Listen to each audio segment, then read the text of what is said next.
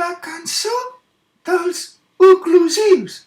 Vinga, però aquesta m'agradaria cantar-la entre els dos. D'acord. Egen, egen, egen. A la one, a la two i a la three. Els oclusius dues normes regiran. FTOC, rere tònica aniran. Però quan és àtona o hi ha una consonant, amb els derivats s'aniran comparant.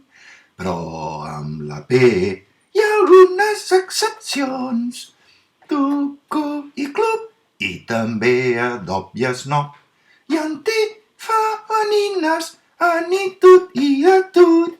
Així com el fred, fluid que ve del sud.